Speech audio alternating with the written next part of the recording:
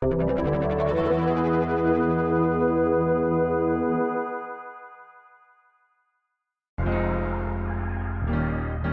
a beautiful snowy day here in Cincinnati. We are finally coming close to locking in a studio. Damn, Jemz, this shit's stupid. We will be vlogging the adventure, taking you along with us. I hope you enjoy the content, and we'll keep on recording as we go. My name is Andrew Jemiolo. I go by Jemz or Jemz Music. I'm a music producer, audio engineer, session musician as a drummer, and then co-founder of Green Room Records here in Cincinnati, Ohio. My name is Nolan Monigold. I'm a record producer here in the city of Cincinnati, Ohio. I've had the incredible privilege to work with some of the most incredible artists in the city and in the more international national scene through my work with Ken Lewis. I'm also a co-owner of Green Room Records and Wired Hill Studios. I've always been a percussionist, multi-instrumentalist. I've played in a lot of drum lines, a lot of bands. I started producing my own music and learning how to mix music. I started getting placements with my beat productions and then also session work with clients in person. It was just back in middle school, late middle school, early high school, getting behind the board for the first time. This dude named Lizard saw me standing next to the board, watching just over his shoulder, and he goes, "You want to take a drive?" Brought me up, set me behind the board, showed me what the different knobs did. Have fun. Walked away. And afterwards, he came back and was like, "Sounded pretty good, man." The thing that really stuck with me, though, was the parents. The reaction from them was just, "What were you doing back there, man? It sounded better than it's ever typically sounded." Everybody has the story of starting out in your parents' basement, right? Like, set up a computer, get some sound baffles that you make from Home Depot, and saying that you're doing it. When I first started with recording studios, it was very humbly in whatever room I could put my laptop in with some speakers, all the way to the first studio business that I started with one of my business partners, Hash. I was doing bedroom studio stuff, like had, honestly, this desk sitting in the space in my bedroom, just having clients through with AT 2020s in the closet. I start talking to my landlord, and he says, "The apartment above yours is nothing is happening up there." It wasn't pretty. It was fun.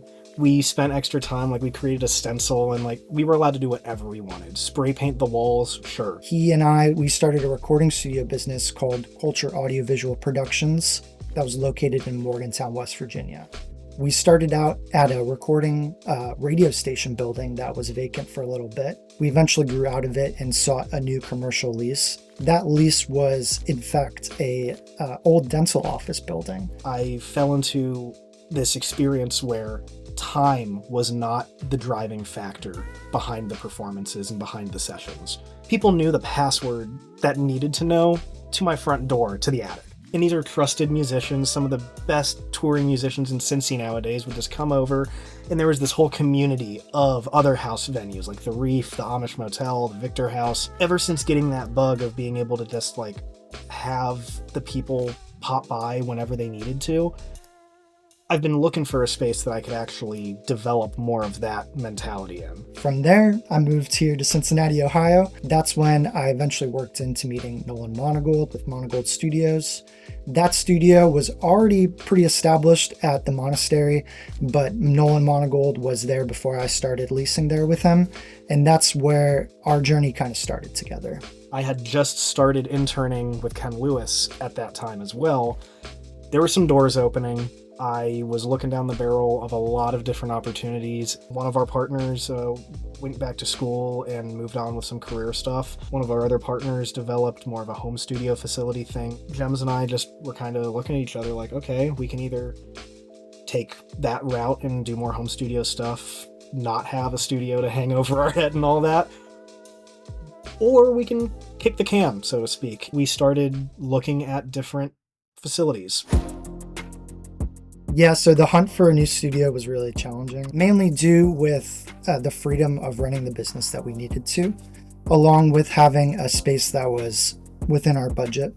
We didn't feel like we were in a position to invest the amount that we needed into the space to bring it up to the standard of what I was getting to see while I was building out Ken's facilities and getting to travel a little bit and see the spots in LA, New York. When we were touring different facilities, it was anywhere from complete bare warehouses in the middle of nowhere, commercial lease property spaces, basketball courts that were indoors. At each venture, Nolan and I would get together and seriously consider each spot. Can we make this a viable studio? And if so, what does the business model look like here? We found one facility that was looking like it could be something, and as many things in life happen, prices increased, changes started to occur a little bit in the plan. Again, we can still always make a home studio and go our separate ways and split the gear and do whatever we need to do. One day I get a text from Jemz.